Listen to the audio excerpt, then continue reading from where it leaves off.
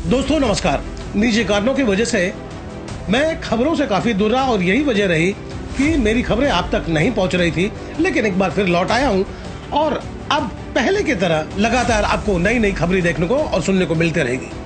ताजा और हैरत अंगेज खबर लेकर आया हूं, जिसे देखने और सुनने के बाद आपके जहन में यह सवाल जरूर कौंधने लगेगा कि हमारे समाज, हमारे युवाओं को क्या हो गया, वह क्यों दिशाहीन हो गए हैं। तो चलिए लौटते हैं खबर की ओर, अंत तक हमारे साथ बने रहे और देखें कैसे एक 21 साल का युवक एक पल में अमीर बन जाना चाहता है और अपनी चाहत को हकीकत का रंग देने के लिए किस रास्ते का इख्तियार करता है। नवी मुंबई पनवेल पुलिस थाने में पुजारा नाम के मोबाइल फोन के शटर तोड़कर मोबाइल फोन चोरी होने की शिकायत दर्ज करवाई गई थी, जिसकी तफ्तीश पनवेल शहर पुलिस थाने को करनी थी और साथ ही क्राइम ब्रांच यूनिट 2 भी इस केस के गुत्थे सुलझाने में लगी हुई थी। आरोपी को खोजना रेत से सुई खोजने की तरह थी। कई टीम दिन रात लगे हुए थे, पर आदमी के जंगल में आदमी को खोजना कोई मामूली बात नहीं है जनाब। लेकिन कहते हैं ना, जहाँ चाह वहाँ राह। यह काम क्राइम ब्रांच और पनवेल शहर पुलिस थाने के पुलिसकर्मी इस केस को सुलझाने में लगे हुए थे, पर सुराग क्राइम ब्रांच के हाथ लगी। वजह यह थी कि जब पुलिस किसी चोरी की गुत्थी को सुलझाने पर निकलती है, तब उनका पूरा ध्यान पुराने कलाकारों पर ही होता है, क्योंकि जब उन्हें कोई मार्ग नहीं मिलता तब वो अपने हुनर के जलवे को आजमा लेते हैं। इस बात की जानकारी पुलिस को भली भांति हो चुकी है, पर यकीन जानिए पुलिस का यह नुस्खा पुलिस के काम नहीं आया। तब उनका ध्यान हाल फिलहाल की चोरी पर गया। तब उन्हें ज्ञात हुआ कि उरण में एक एटीएम तोड़ने की नाकाम कोशिश की गई थी, जिसमें हम उम्र युवक नजर आ रहा था। तब जाकर क्राइम ब्रांच यूनिट 2 ने अपना ध्यान उस चोरी पर केंद्रित कर दिए और फिर क्या था, रात दिन की मेहनत रंग लाई, जिसके बाद आरोपी को गिरफ्तार कर लिया गया। आरोपी उरण फुंडे गांव का रहने वाला है।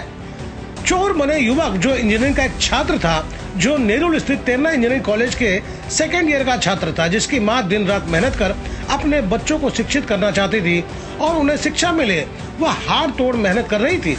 चोरी के वारदात को अंजाम देने वाला आकाश ने अपनी जिंदगी तो तबाह की, अपनी मां के सपनों को भी चकनाचूर कर दिया। बात यहीं खत्म नहीं होती। आकाश का गुनाह इससे भी बड़ा है। यह सुनकर और जानकर महसूस होने लगेगा। वह क्या है, उस पर नजर डाल लेते हैं। आकाश के पकड़े जाने के बाद उसे जेल और बेल मिल गई, क्योंकि वह लाखों का मोबाइल फोन पुलिस को सौंप चुका था। पहले उसके काम करने यानी कि चोरी करने की तैयारी को देखे कि एक इंजीनियरिंग का छात्र अगर अपनी बुद्धि का सही इस्तेमाल करता तो कितना बेहतर इंजीनियर बन सकता था। पर वह जल्दी लखपति बनने और जिंदगी को मौज में जीने के लिए अपने हुनर का कैसे इस्तेमाल किया, झलक देखे। कैसे गैस कटर लगाकर वह शटर तोड़कर दुकान के भीतर घुसा और लाखों के मोबाइल फोन पर हाथ फेर दिया।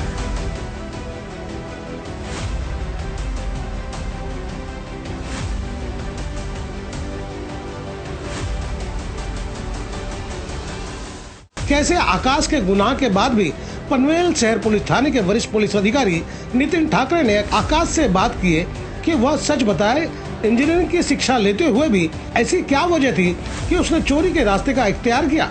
तब जो उसने हकीकत बताई, तब वरिष्ठ पुलिस अधिकारी को यह लगा कि आकाश अगर वाकई कॉलेज का फीस अदा नहीं करने की वजह से चोरी की है, तो उसे फिर एक शिक्षा पाने के लिए सहयोग करना बेहद जरूरी है। और यही वजह है कि उन्होंने जो निर्णय लिया वह काबिले तारीफ था।